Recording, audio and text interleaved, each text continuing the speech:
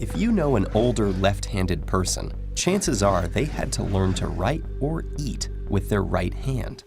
And in many parts of the world, it's still common practice to force children to use their proper hand. Even the word for right also means correct or good, not just in English, but many other languages too.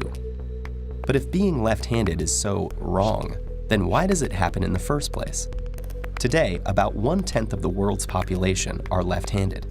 Archaeological evidence shows that it's been that way for as long as 500,000 years, with about 10% of human remains showing the associated differences in arm length and bone density, and some ancient tools and artifacts showing evidence of left-hand use. And despite what many may think, handedness is not a choice. It can be predicted even before birth, based on the fetus's position in the womb. So if handedness is inborn, does that mean it's genetic? Well, yes and no. Identical twins who have the same genes can have different dominant hands. In fact, this happens as often as it does with any other sibling pair. But the chances of being right or left-handed are determined by the handedness of your parents in surprisingly consistent ratios. If your father was left-handed but your mother was right-handed, you have a 17% chance of being born left-handed, while two righties will have a left-handed child only 10% of the time. Handedness seems to be determined by a roll of the dice, but the odds are set by your genes. All of this implies there's a reason that evolution has produced this small proportion of lefties and maintained it over the course of millennia. And while there have been several theories attempting to explain why handedness exists in the first place, or why most people are right-handed, a recent mathematical model suggests that the actual ratio reflects a balance between competitive and cooperative pressures on human evolution. The benefits of being left-handed are clearest in activities involving an opponent, like combat or competitive sports. For example, about 50% of top hitters in baseball have been left-handed. Why? Think of it as a surprise advantage.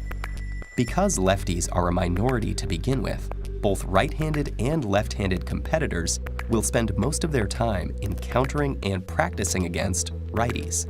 So when the two face each other, the left-hander will be better prepared against this right-handed opponent, while the righty will be thrown off. This fighting hypothesis, where an imbalance in the population results in an advantage for left-handed fighters or athletes, is an example of negative frequency-dependent selection. But according to the principles of evolution, groups that have a relative advantage tend to grow until that advantage disappears. If people were only fighting and competing throughout human evolution, natural selection would lead to more lefties being the ones that made it, until there were so many of them that it was no longer a rare asset. So in a purely competitive world, 50% of the population would be left-handed. But human evolution has been shaped by cooperation as well as competition, and cooperative pressure pushes handedness distribution in the opposite direction. In golf, where performance doesn't depend on the opponent, only 4% of top players are left-handed, an example of the wider phenomenon of tool sharing. Just as young potential golfers can more easily find a set of right-handed clubs, many of the important instruments that have shaped society were designed for the right-handed majority. Because lefties are worse at using these tools and suffer from higher accident rates, they would be less successful in a purely cooperative world, eventually disappearing from the population.